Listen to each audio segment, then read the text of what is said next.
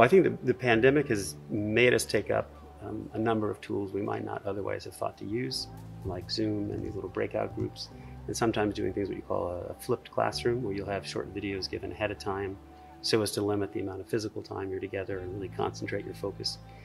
So I think it'll give us a wider set of tools to teach in the future.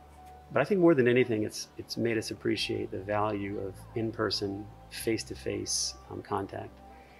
It's not obvious that you should need to be in the room with somebody to communicate some information, but when you think of education as sort of the shared task of reading a text or working through a problem, being wholly present to the person there makes a big difference. And so, although we've had to put some of that aside for the time being in the pandemic, I think it'll help us to focus on and maybe create new opportunities for intimacy within the classroom afterwards, without also getting rid of some of the skills we learned during the pandemic of using Zoom or other media to teach.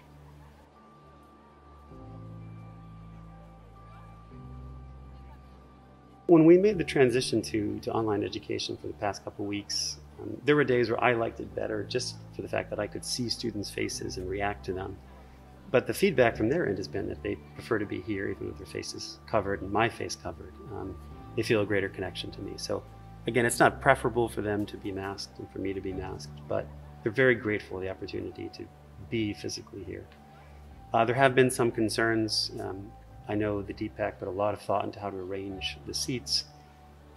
Even so, I had students write me and say, hey, you know, might we change this configuration or might we exit in this way? And so they are, the great majority of them, taking this very seriously and being responsible and respectful. And I think, again, they're very appreciative of the fact of being able to be physically present to one another this semester.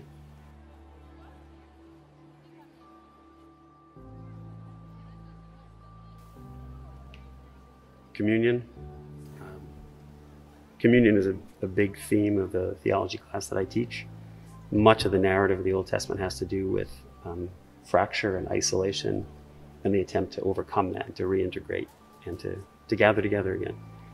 And although we've been forced to sort of disperse and to separate, in a way that's been a good, because we realize how much we're missing, how much we miss one another, how much we value physical contact, physical presence. And it's made us appreciate all of the effort that the DPAC and the university and the professors and everyone else have put into making even a sort of a mitigated form of presence possible. And I think, again, going forward, it's going to make us a lot more appreciative of what normal life used to be and hopefully will be again soon.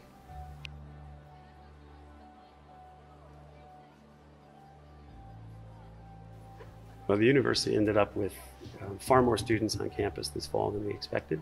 And so a class that was supposed to have been around 150 students grew to 315, which is exciting to get to teach that many students, but also it prevents a lot of challenges, anonymity on the parts of the students. And so I'm really grateful to be in a room like Layton that allows for a lot of people to be here, and to be here in a way that feels very intimate.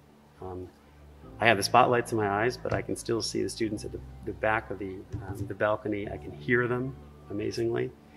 And so even though there is a lot of us, there's still an intimacy that you feel in the classroom. And that's gone a long way in mitigating, again, just the size of the class and the other obstacles we have because of masks. And this wouldn't have been possible in some other stadium-like setting. So, you know, the virtues of this room, the sound quality of this room, the arrangement of this room really lent itself well to teaching a class of this size.